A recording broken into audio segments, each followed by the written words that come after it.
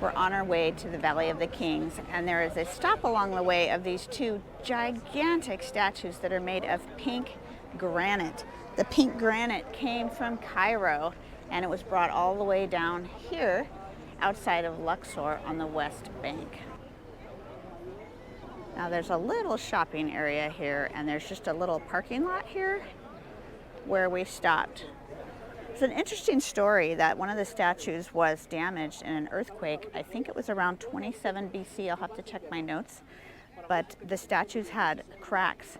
And then after the earthquake, during the sunrise, there was like a harmonic and a sound that would come out of one of the statues, and people would camp here to hear that sound. It turns out it was just a mixture of moisture in the cracks, and the breeze from the airflow would make this sound.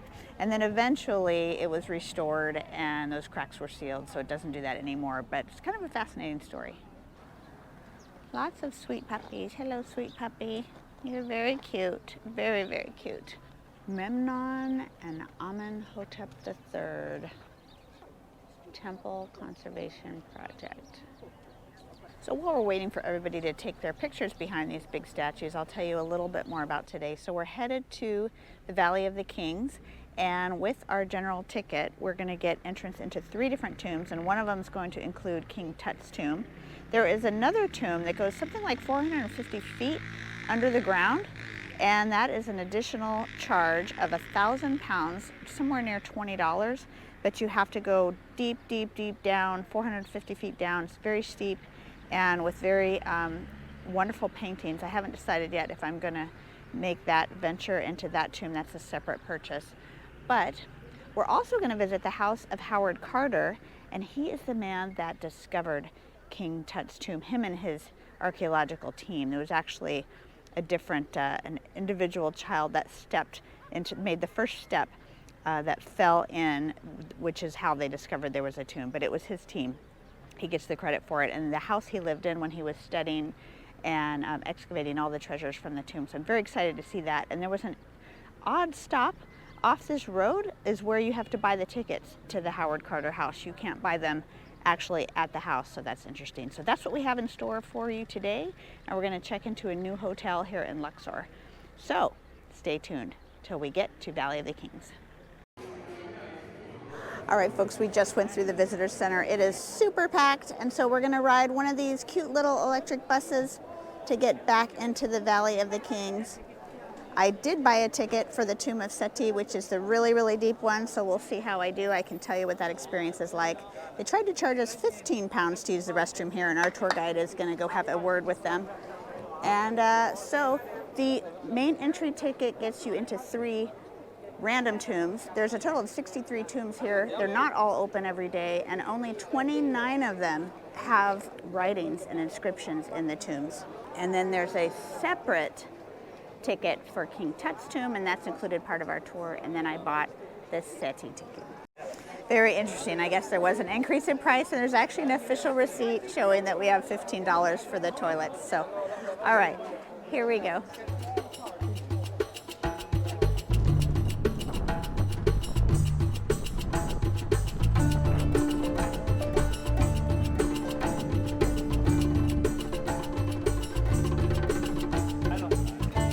You can see the Valley of the Kings is way more crowded than the Valley of the Queens. And here we go. Morning is also preferred. You can imagine how hot it's going to be here in the afternoon. Our first stop is the tomb of Ramses IV, and we had a very great description of the pattern of inscriptions that you're going to see in all the tombs.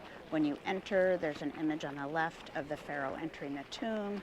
There's versions of the gods. So I'm going to show you the inscriptions, and then I'll talk about it, a little voiceover to tell you what you're seeing.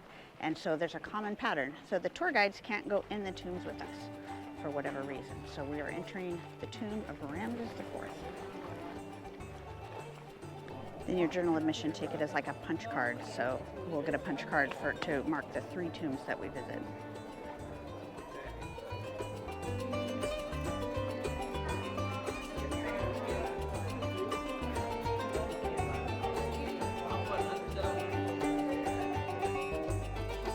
So here's the common theme that you're going to see throughout all of these tombs. The decorations are really an imagination of what happens after death. Now on the left side, you'll see an introduction scene of the pharaoh entering the tomb. It's usually Ra-Harakti or Osiris, and the pharaoh is usually making offerings to that god. Next, you'll see 3 different forms of Ra. In this case, we see a scarab, a ram, and a sun disk, and it symbolizes the sun god's journey to the afterlife.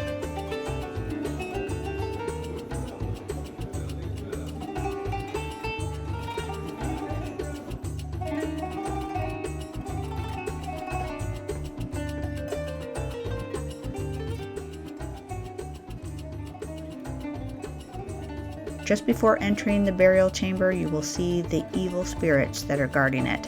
And then in this area, you'll see inscriptions that include protective spells, such as from the Book of the Dead, that destroy the evil spirits and ensures the pharaoh's safe passage. Inside the burial chamber, the predominant theme is the pharaoh transforming into Osiris that symbolizes resurrection and eternal life.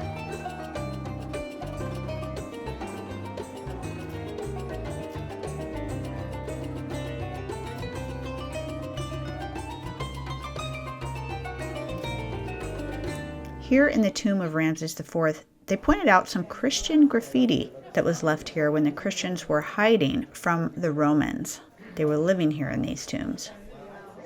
So the ancient Egyptians stopped building pyramids because it was an obvious sign that there was a tomb full of treasures and they were being robbed. And so they moved to the Valley of the Kings thinking that they were going to hide the tombs.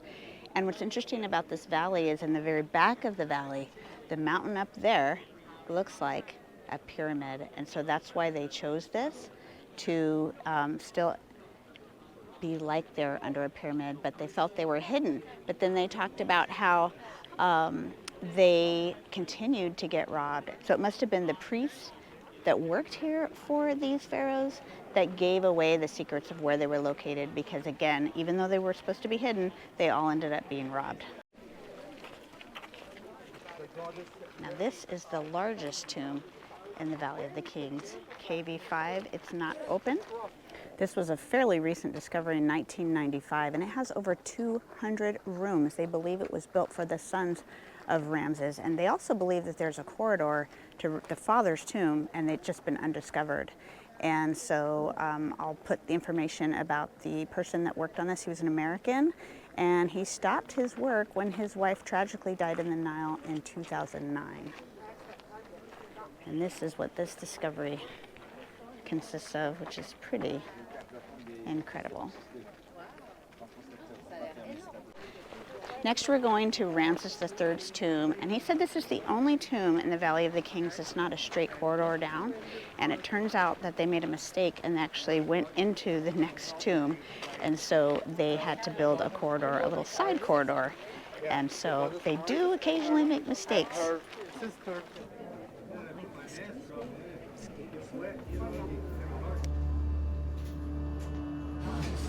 Now these are really beautiful.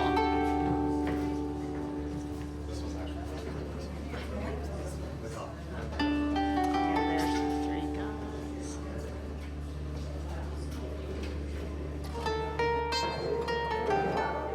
So if they hand you something to fan yourself with as you enter the tomb, remember they're doing that for a tip.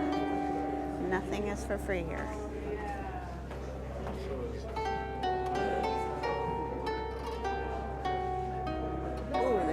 Feeling is really beautiful.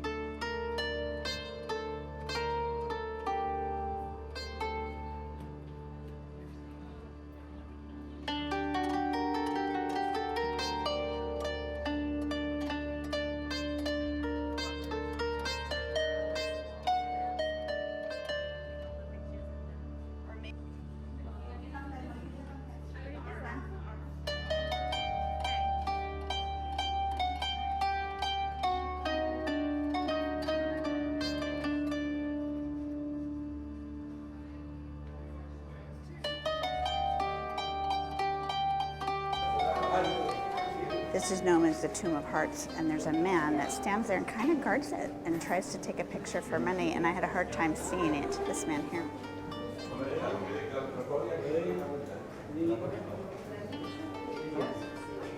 So in that room was a special inscription, very unique, of a man playing a harp. It had to do with the fact that they draw on there what their doubles are going to eat in the tomb, and this was special because it had a man playing a harp for their meal. But man was kind of annoying and wouldn't let us see it. I mean, one of the people on our tour pushed her way through to see it. I think I just caught the sight of it. I guess you're welcome to give him a tip if you want a really close look. All right, on to the next one. Inside some of these tombs, there's no air circulation, and it does get very hot and stuffy, especially, not only is it hot outside, but there's so many people. So that's a tip for you on your trip. You should bring something. If it's a handheld fan, or we even have these little electronic fans that are really nice. Of course, I forgot to bring mine. It's in the other backpack. My luck. You can see people fanning. One gal has one that goes around her neck. Battery-powered fan. That'd be great, too. Now, right here by the cafeteria are all of the kind of significant tombs. We have Ramses V and VI that you need an extra ticket for. It's right across from the cafeteria. There is Ramses IX, he believes, is a beautiful tomb that we should do for our third. This is King Tut's tomb, and it looks like there's no crazy line here. All right. Okay. Number 62.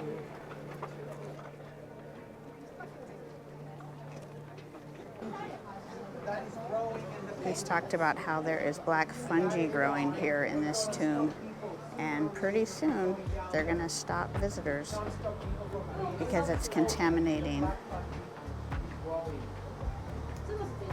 the cave. That's unfortunate. Now, if you don't know already, this tomb is very spectacular because it was one of the few tombs in this area that wasn't raided. So it had all the treasures. Ooh, there's a very steep entrance here to this one. Steep steps. Now, I had read there was no filming or photographs allowed down here in this tomb, but they just told us it was okay. So they must have changed the rules.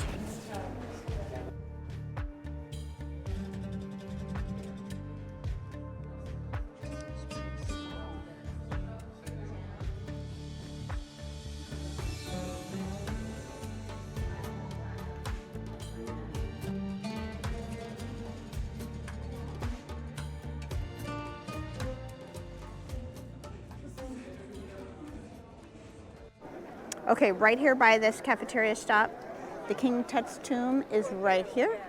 And Ramses IX is one that our tour guide recommended that we include as the third tomb of our tour.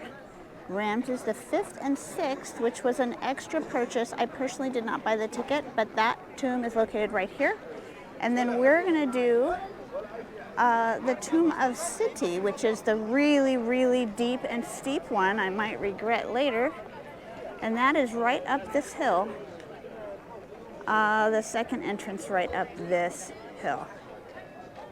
And here is a map of all the various tombs here. So if you don't have a tour guide, you should probably do your research ahead of time on which tombs you want to visit. They don't all have paintings and carvings. So you would not want to waste your ticket, I don't think, on one that's not decorated, because some of them are pretty spectacular. All right, here we go. It's like magical.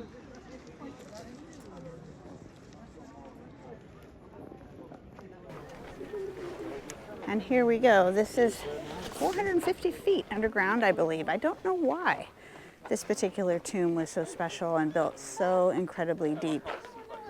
King Seti I. Oh, all right, we're going to enter here. Hello.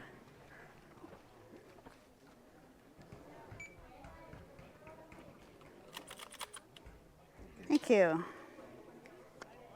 All right.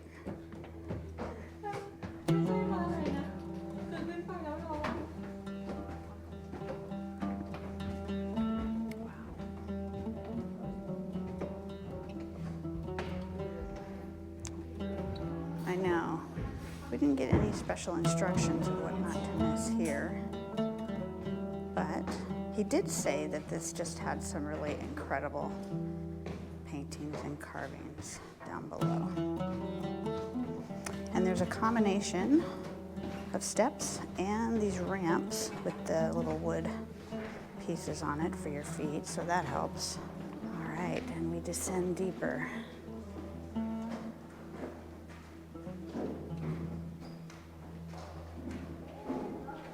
Wow.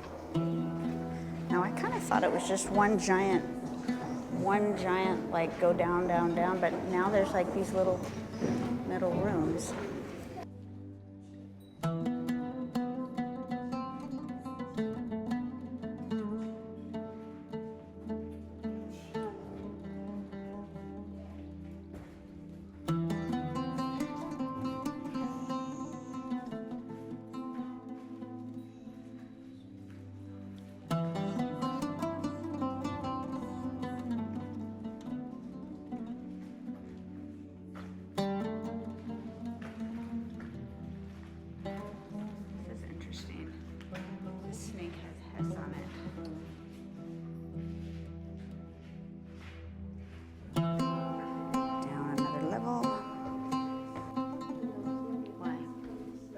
Damage. Oh yeah, evidence of the damage. Black patterns on the ceiling. Now at this point I'm going to turn off this particular camera because it does not do well in the dark, and it's getting darker as we go down.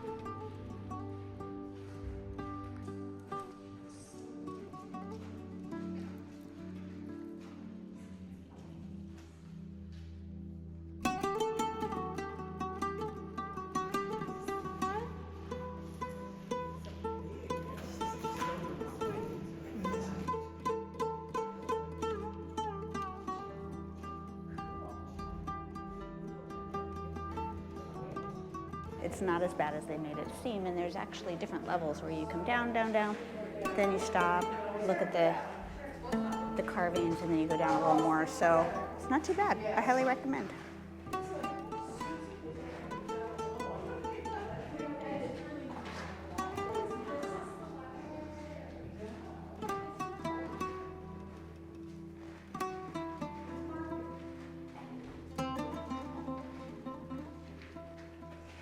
All right, is it worth it? Yes, it's absolutely worth it. And don't let them scare you. There are some stairs, but there's plenty of places to stop and rest. So I highly, highly recommend going in that tomb. That was pretty incredible. You just double check the sign, but I'm pretty sure this is Ramses IX.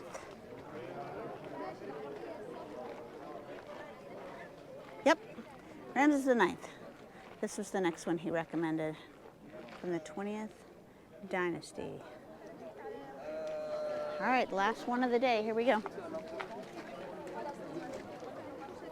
It is getting hot and hot as we approach the lunch hour.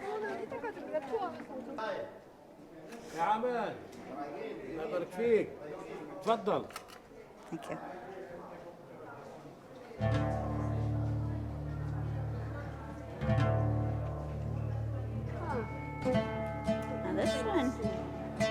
different. He's turning his hand sideways, but he is greeting the god.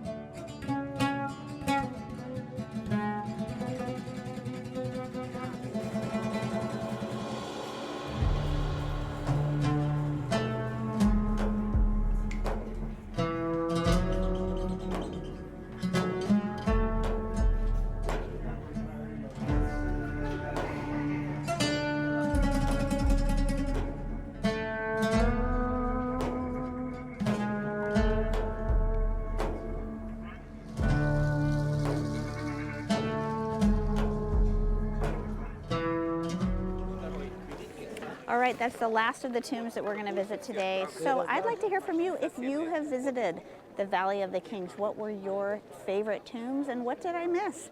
We didn't see everything. It's impossible to see everything. So I'd love to hear from you in the comments. Now look here, there's a big group of people coming down that hill up there. I wonder what's up there. Now we're off to visit the Howard Carter house. So this is the house of Howard Carter, the man who discovered King Tut's tomb. And they've also built here a full replica of King Tut's tomb using probably 3D modeling technology. It's an exact replica, but they said that they will be closing off King Tut's tomb to the public because of the fungus that's growing on the walls now from everybody in their breath. So when that gets closed, this is where people are going to have to come to see the details of his tomb. And it's a beautiful property. This is where all the trees are planted. It's in the middle of this harsh desert. Look at how beautiful.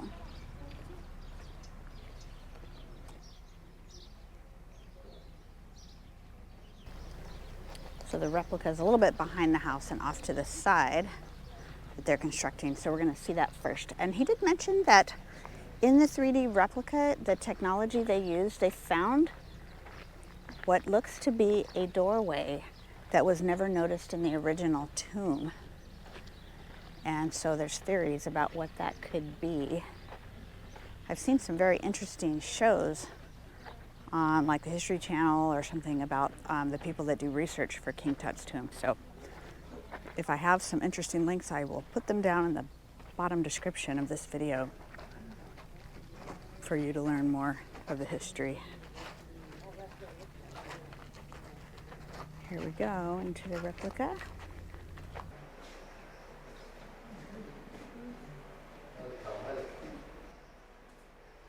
It's okay, you're good.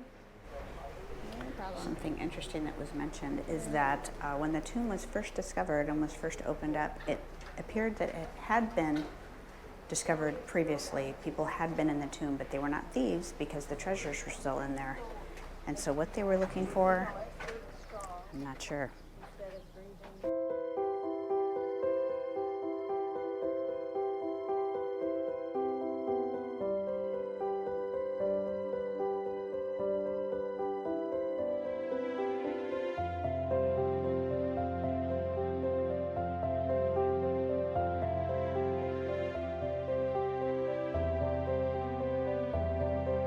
So this house does not have his original belongings, but it was furnished with pieces from the same time. So you get an idea of what it was like when he lived here.